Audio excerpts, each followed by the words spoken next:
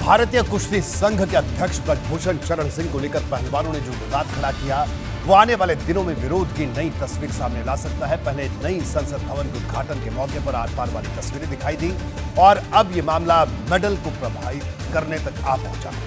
पहलवानों ने भले ही अपने मेडल आज गंगा में प्रवाहित नहीं किए, लेकिन आने वाले दिनों के लिए तूफानी टकराव की नई लकीर जरूर खींच दी है।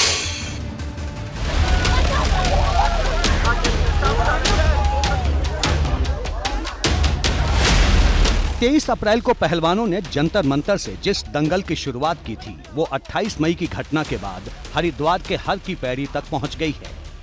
28 मई को दिल्ली पुलिस और खिलाड़ियों की जो तस्वीरें सामने आई उसने इस आंदोलन को एक नई दिशा में मोड़ दिया।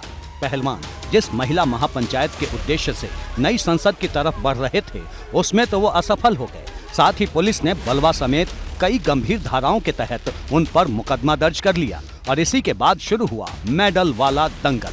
योगेश्वर दत्त ने ट्वीट किया, हमें वो पल याद आ रहे हैं जब हमने वर्ल्ड चैंपियनशिप में मेडल जीते। अब लग रहा है कि क्यों जीते थे, क्या इसलिए जीते थे कि तंत्र हमारे साथ ऐसा घटिया व्यवहार करे, हमें घसीटे और फिर हमें ही अपराधी बना दे। खिलाड़ियों का कहना है कि उनके गले में सजे इन मेडल का अब कोई मतलब नहीं बचा है। बजरंग पूनिया ने मेडल को गंगा में प्रवाहित करने का ऐलान किया और कुछ ही देर बाद साक्षी मलिक का एक वीडियो सामने आया जिसमें वो अपने तमाम मेडल एक बैग में भरती हुई दिखाई दी और उसके बाद पहलवान पहुंच गए हरिद्वार की हर की पैड़ी। पहलवान काफ़ी गुस्से में हैं, नाराज़ भी हैं कि जिस तरीके से उनका आंदोलन चल रहा था, उनके आंदोलन को रोका गया, उसके बाद उनके ऊपर मुकदमे दर्ज किए गए। तो तमाम ऐसी चीज़ें हैं कि जिसको लेकर जो ये पहलवान हैं वो बेहद नाराज़ हैं, बेहद मायूस हैं कि खिलाड़ी हैं, देश के लिए खेले हैं, मेडल आए हैं और उसके बाद उनके साथ इस तरीके का जो व्यवहार है वो यहाँ पर किया गया। और ये नाराज़गी, ये परेशानी इन पहलवानों के चेहरे पर जो साफ है वो झलक रही है, जो साफ है वो देखी जा सकती है। किस तरीके से इन्होंने जो अपने चेहरे हैं वो नीचे की तरफ झुका रखे हैं और कहीं ना कहीं मौन खड़े हुए हैं। शायद कहते हैं ना कि जब निशब्द होते हैं तो चेहरे के जो भाव हैं वो चेहरे के भाव परेशानी को कहीं ना कहीं बयां कर देते हैं। खिलाड़ियों के इस फैसले के बाद सियासत भी तेज हो गई। तमाम विपक्षी दल के नेताओं ने एक बार फिर मोदी सरकार पर निशाना साधा। आज इतने लोग बैठे हैं, जिस तरह बेटियों को पीटा गया, जिस तरह एक तरफ नए पार्लियामेंट का उद्घाटन हो रहा था और दूसरी तरफ लोकतंत्र की दुहाई दी जा रही थी और दूसरी तरफ सड़कों पर राष्ट्रीय पार्टी का राष्ट्रीय ध्वज लिए लोगों को गिरा के मारा जा रहा था, उससे सरकार एक्सपोज हो गई है। और सरकार को शर्म आनी चाहिए कि इस तरह की स्थिति बनी है कि जिन लोगों के वजह से विदेशों में राष्ट्रगान गाया गया, झंडा ऊँचा फहराया गया, उनको आज ये कदम लेना पड़ रहा है। हमारी चैंपियंस हैं।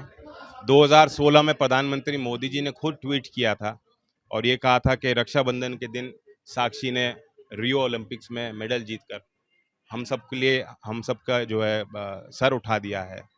आज वो देश की बेटी नहीं है क्या? विनेश को मोदी जी ने कहा था कि तुम तो मेरे परिवार की हो। आज क्या वो उनके परिवार की नहीं है? कोई साधारण महिला भी होती, अगर आरोप लगाती तो उस पर भी कार्रवाई होनी चाहिए। लेकिन यहाँ इतने जाने माने चेहरे जिन पे जनता विश्वास करती है वे आरोप लगा रही हैं, तब भी सरकार को कोई फर्क नहीं पड़ रहा। पहलवानों की इस लड़ाई में कई किसान संगठन भी उनके साथ खड़े हैं।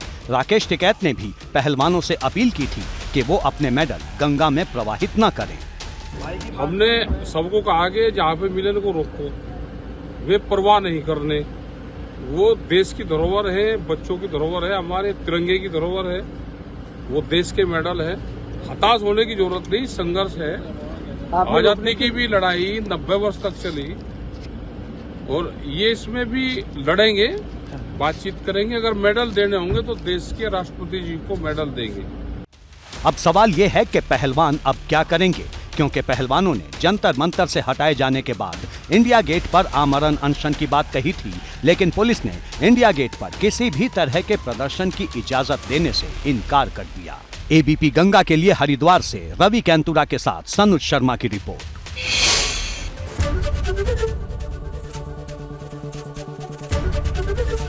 एबीपी गंगा, खबर आपकी, जुबान आपकी।